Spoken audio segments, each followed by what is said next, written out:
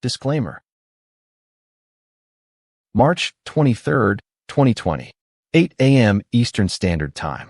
The Federal Reserve issued a single-page press release. Unlimited quantitative easing. A promise to print, to backstop, to flood the system with liquidity. Over the next 24 months, the Fed's balance sheet exploded. From $4 trillion to nearly $9 trillion. The U.S. Treasury delivered over $5 trillion in direct stimulus. A coordinated $8 trillion injection into the American economy. The largest monetary and fiscal experiment in human history. They told you it was a rescue, a lifeline for Main Street, a necessary measure to prevent collapse. But a 300-year-old economic law had just been triggered, one that dictates exactly who wins and who loses every single time. Thesis statement. This is the story of the Cantillon Effect, the hidden architecture of inequality. It is the iron law of money printing. Those who get the new money first, the bankers, the asset owners, the politically connected, get rich. Those who get it last, the wage earners, the savers, the middle class, get poorer. This pattern has destroyed the wealth of the middle class in every inflationary spiral in history. From the price revolution of the 16th century, to the Weimar Hyperinflation, to the stagflation of the 1970s. And we are living through its most aggressive phase right now. The Cantillon Effect unfolds in 5 predictable stages. A sequence documented across empires, republics, and central banking systems. Stage 1. The Emergency Justification. A crisis demands immediate, unlimited response. Moral hazard is suspended. Stage 2. The Proximity Pump. New money is injected directly into the financial core, inflating asset prices owned by the top 10%. Stage 3. The Great Divergence. Asset inflation detaches from the real economy. A wealth chasm opens. Stage 4. The Inflation Tide. Money finally trickles to the masses, chasing goods, driving consumer price inflation. Wages lag. Stage 5. The Currency Reset. Faith in the currency erodes. A new monetary system emerges from the ashes. From the Spanish Empire's silver flood to the Bank of England's wartime finance, to the Federal Reserve's 2008 bailouts, the script is identical. And today, following the $8 trillion stimulus of 2020 to 2021, the United States economy is deep in Stage 4. The inflation tide is here. The reset is coming. Phase 2. Historical context. The story doesn't start with a printing press. It starts with a discovery. Potosi, 1545. The Spanish Empire stumbles upon the Cerro Rico, the rich hill, in modern-day Bolivia, a mountain of almost pure silver. By 1570, using forced indigenous labor, Spain was flooding Europe with over 300,000 kilograms of silver per year. The money supply exploded. This was the 16th century equivalent of quantitative easing. A hard currency boom. The Habsburg monarchy, sitting at the top of this monetary pipeline, became phenomenally wealthy. By 1600, Spanish coins were the global reserve currency. The real, the escudo, they were the world's dollar. Spain built an invincible armada, financed endless wars, and created an empire where the sun never set. The inflow of money seemed endless. The power absolute. Fast forward 3 centuries. London, 1844. The Bank of England is granted a monopoly on issuing banknotes in England and Wales through the Bank Charter Act. It becomes the lender of last resort, the architect of modern central banking.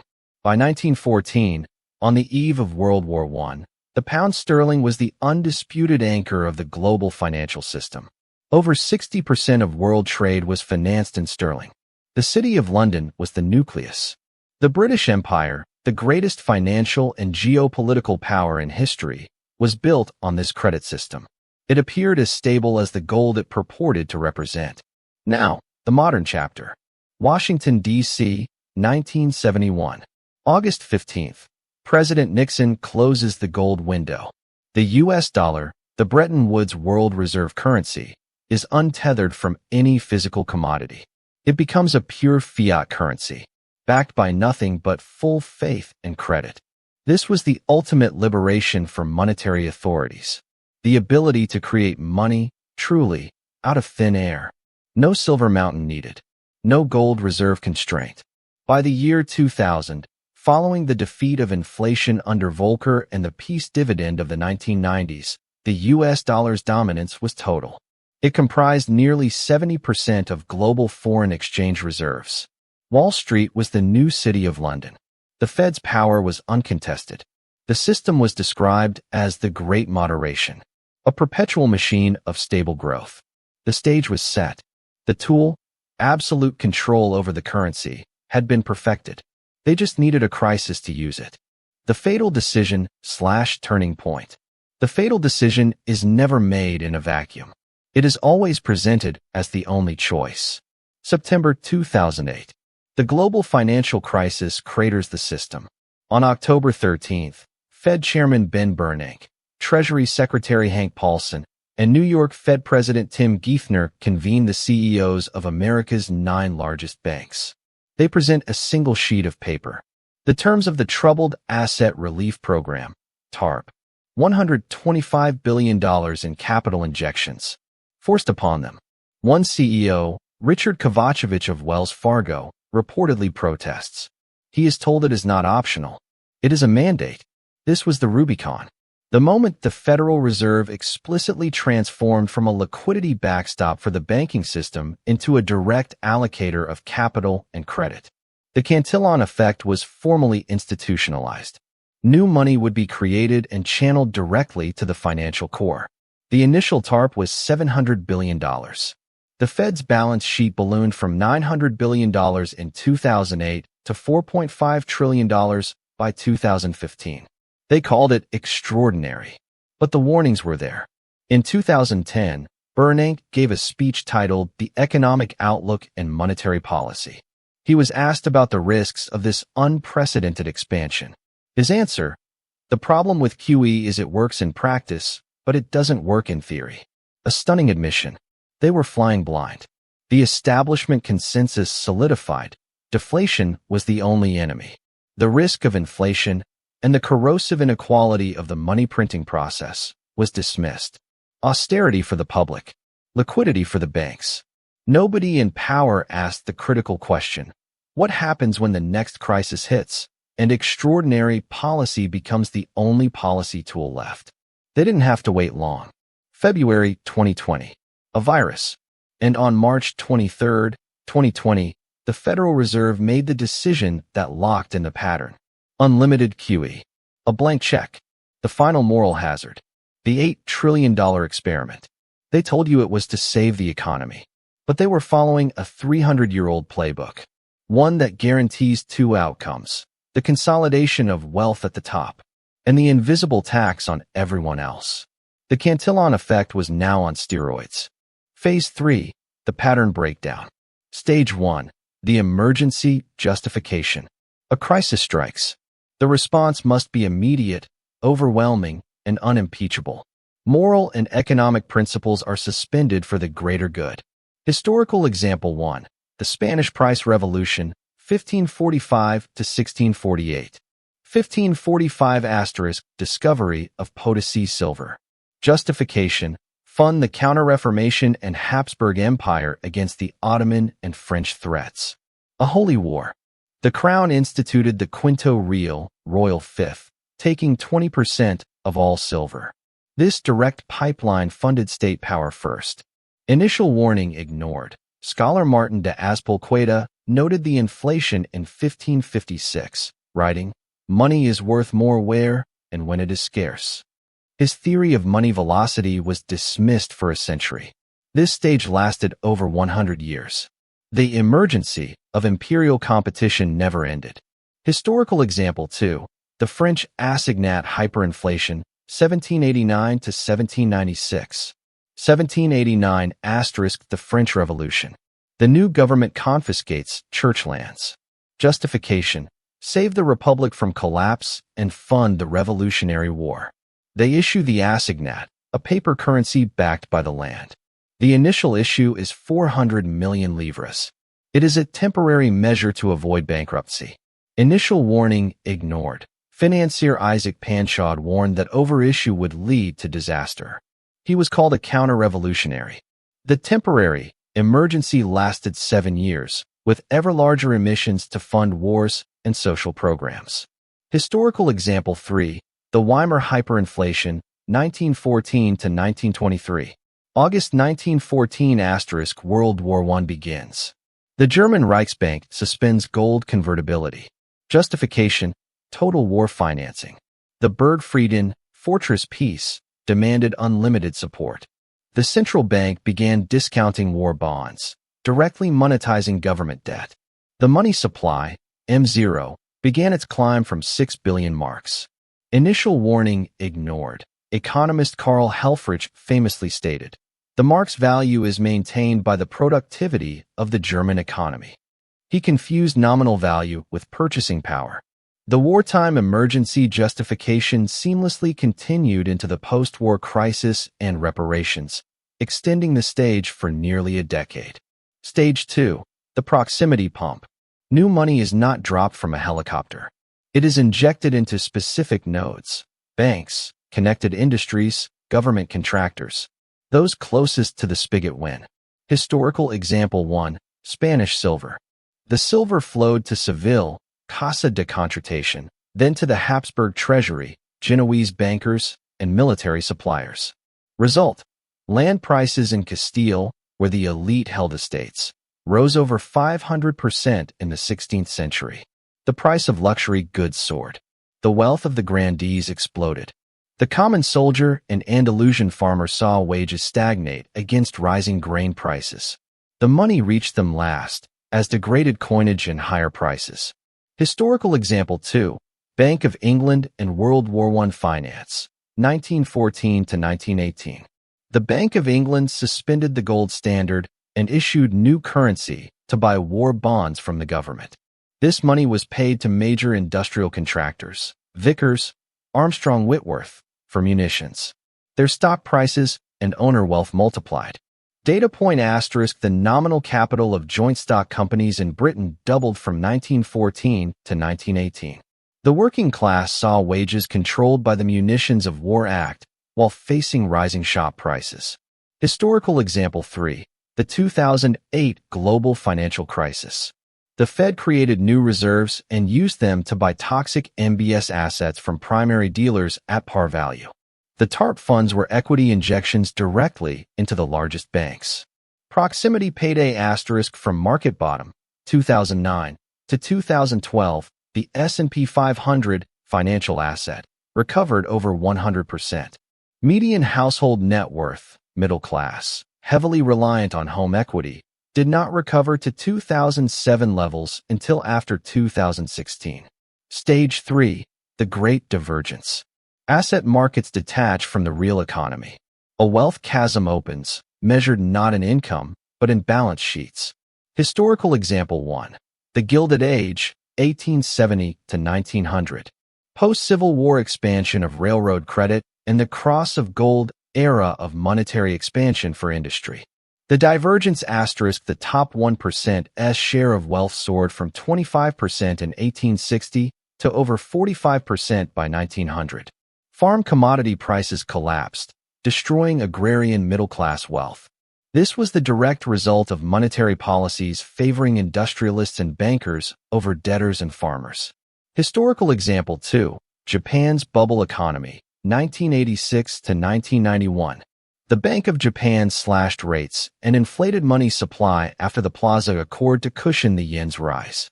The divergence * the Nikkei 225 index tripled. Urban land prices quintupled.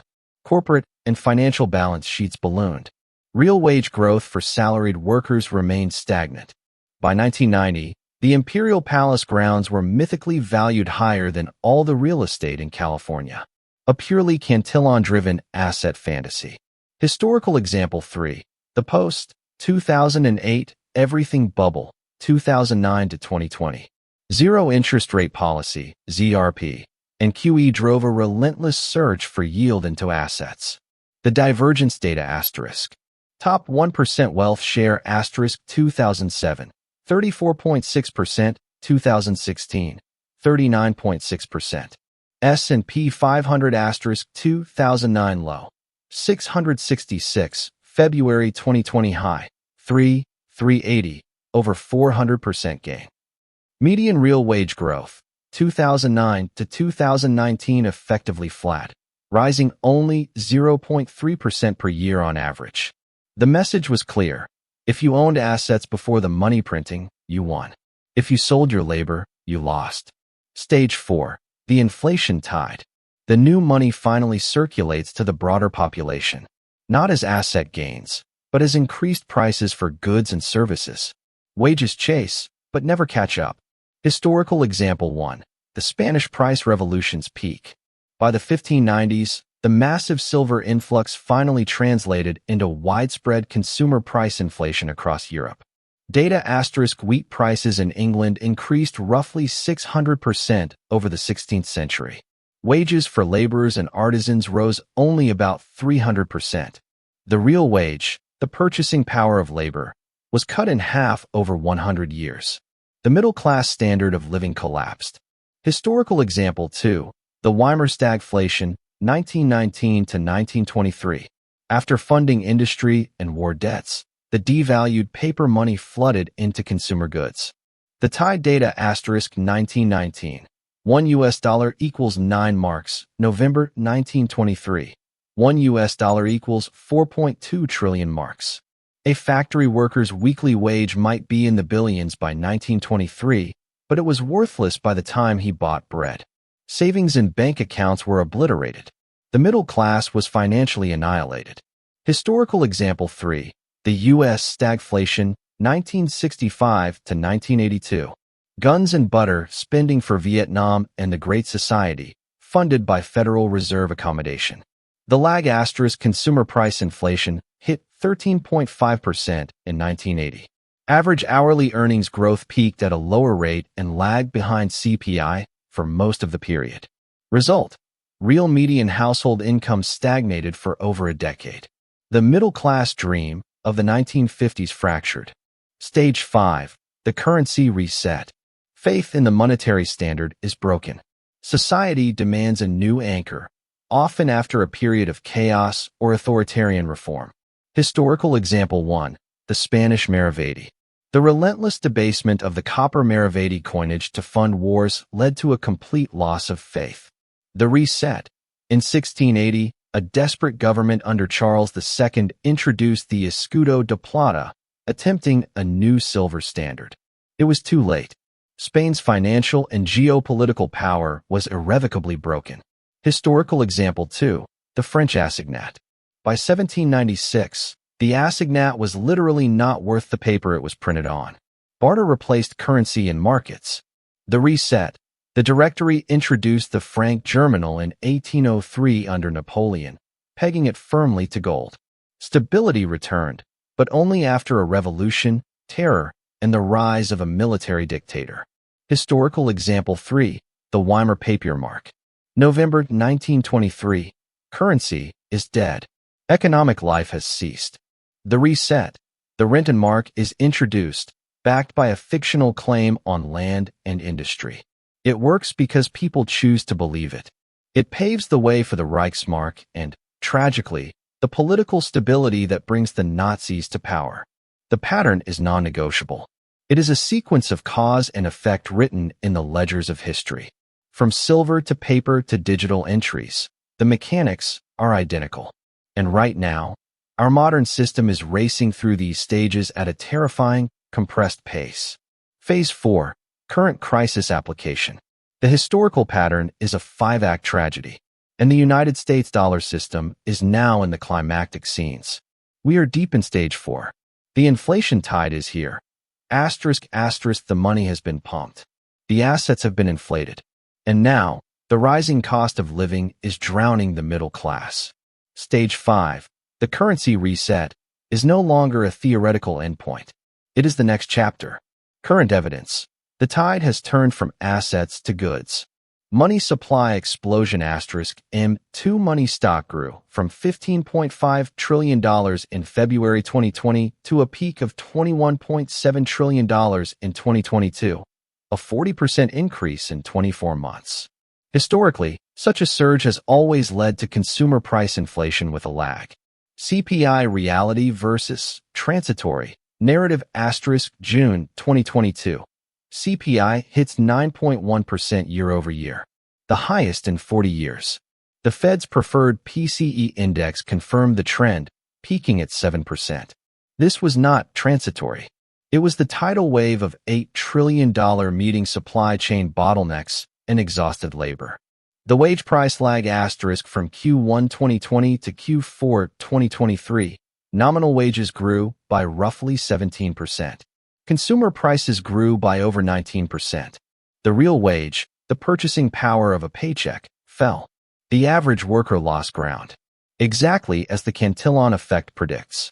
The asset shield versus the wage trap * from the COVID market bottom to its peak in late 2021, the S&P 500 rose over 115%. The net worth of the top 1% increased by over $12 trillion. Meanwhile, the bottom 50% saw their real wealth gains evaporate entirely by inflation by mid-2022. The proximity pump, Stage 2, created winners. The inflation tide, Stage 4, is punishing everyone else. The catalyst for the transition from Stage 3 to Stage 4 was a specific date and a failed bet. March 11, 2021, President Biden signs the $1.9 trillion American Rescue Plan Act. This came after the initial COVID crisis had passed, after asset markets had fully recovered. It was a massive, direct fiscal injection on top of the unprecedented monetary stimulus. The Fed and Treasury bet that they could run the economy hot without triggering sustained inflation. They believed in an outdated Phillips curve model. They ignored the velocity of money, global supply fragility, and the 300-year-old law of distribution. Every bond trader, every commodity fund, every foreign treasury watching realized one thing: there would be no fiscal restraint. The emergency spending had become permanent policy. * The dam broke. Inflation expectations, the most critical psychological factor, became unanchored. Stage 4 indicators. The inflation tide in real time. The data does not lie. It shows a classic, late-stage Cantillon environment. 1. Shelter and services inflation stickness * core CPI remains elevated, driven not by goods, but by services, rent, healthcare, insurance. This is sticky inflation, the kind that embeds itself in the economy for years. It's the last stop for circulating money. Data point * owner's equivalent rent, OER, a huge CPI component, was rising at over 8% annually in 2023, long after supply chains normalized. 2. The eroding real yield * the 10-year Treasury yield may be at 4 to 5%, but with inflation running higher, the real yield spent years deeply negative. This is the invisible tax on savers and a direct subsidy for debtors, like the government. Context * from 2020 to 2023, real yields were often below -1%. A guaranteed loss for prudent capital. 3. Loss of purchasing power * the USD's internal purchasing power has collapsed versus its pre-1971 gold peg. Shock statistic * what cost $100 in 1913, Fed's founding, now costs over $3,100. Over 97% of the dollar's value has been erased. The pace of this erosion accelerated post-2020. 4. The wealth effect. Illusion * homeowners see Zillow estimates rise and feel wealthy. But they cannot access that wealth without selling and facing higher costs elsewhere. This is a paper gain for the middle class, but a real gain for the banks holding the mortgages and the entities that sold first. Paradox * record household net worth is dominated by the top 10% and is largely illiquid, not spendable income. 5. Geopolitical currency cracks * the world is testing alternatives to the dollar reserve system, a direct reaction to the weaponization of finance and the devaluation through printing. Indicator * central bank gold buying hit a record high in 2022 and remained elevated in 2023. It's a silent vote of no confidence. 6. The policy trap * the Fed is caught. Raise rates to fight inflation, stage 4. And you risk collapsing the over-leveraged asset markets, stage 3 bubbles, and triggering a debt crisis. Cut rates to save assets, and you reignite the inflation tide. There is no painless exit. This is the here and now. You are living in the inflationary phase where the printed money finally claims its pound of flesh from your standard of living. The establishment narrative has shifted from "it's transitory" to "it's stubborn" to "you must accept a new normal." But this is not a new normal. It is a very old pattern playing out at digital speed. The money was created. It flowed to the top. It inflated their assets. And now, in the form of higher prices, it is being paid for by you. The only historical question left is, what form will Stage 5, the currency reset, take? Phase 5, consequences. What this means. The Cantillon Effect is not a theory of uniform collapse. It is a theory of transfer. It systematically redistributes real wealth from the periphery of the monetary system to its core. Understanding this tells you exactly who will be protected and who will be sacrificed in the coming reset. For the winners, asset holders versus currency holders * those with ownership of hard assets, productive land, energy resources, critical commodities, patented technology, will see their wealth preserved and even enhanced. Their assets are revalued in terms of the failing currency. A $10 trillion house price sounds absurd until a loaf of bread costs $100. The debtor state and its insiders * sovereign governments, who are the ultimate debtors, benefit from inflation as it erodes the real value of their obligations. Those with access to cheap, newly created credit before inflation spikes, large corporations, private equity, can lock in low rates to buy appreciating assets. The financial intermediary class * major banks, asset managers, and exchanges collect fees on volatility and the churn of capital seeking shelter. They profit from the management of crisis, not from stability. Historical precedent * the Medici Bank during Europe's monetary chaos, the Zaibatsu in pre-war Japan, the Wall Street Banks post 2008. The institutions at the center of the money pipeline survive and consolidate. For the losers, the fixed-income middle-class * retirees on pensions, savers in low-yield bonds, and anyone relying on a fixed nominal income will see their purchasing power systematically destroyed. Their lifetime of savings is taxed away via inflation. The wage earner *, as seen in every historical example, nominal wage increases will persistently lag price increases. The lag is not a bug. It's a feature of how new money circulates. The real standard of living declines. Small businesses on the margin * without access to cheap Fed credit or capital markets. They are crushed between rising input costs and consumers with shrinking disposable income. They are the first casualties of the inflation tide.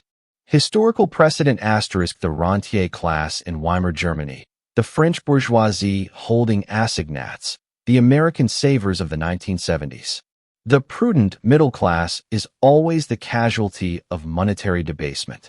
Based on the compression of historical stages, Spain's took a century, Weimar's a decade.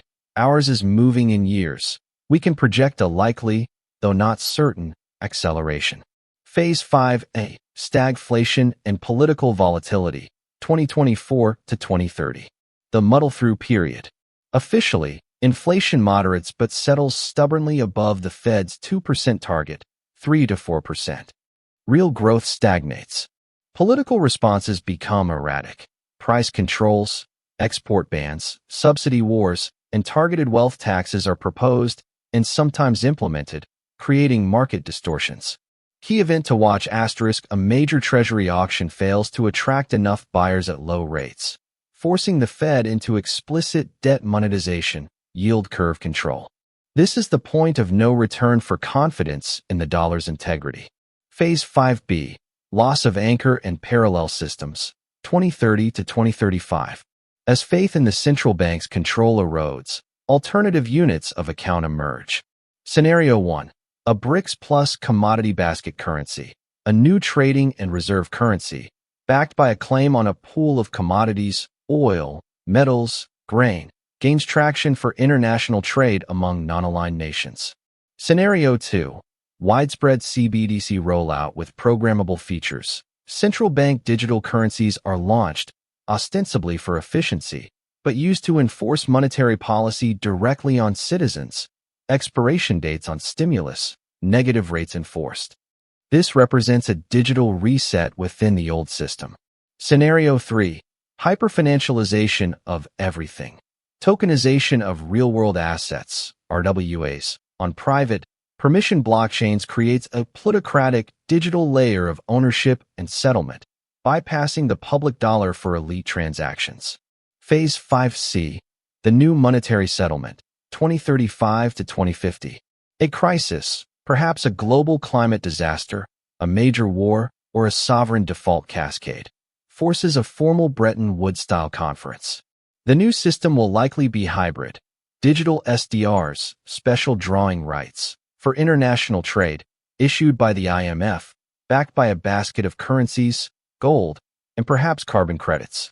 Domestically, the U.S. may introduce a digital dollar that is not a cryptocurrency, but a centrally controlled ledger.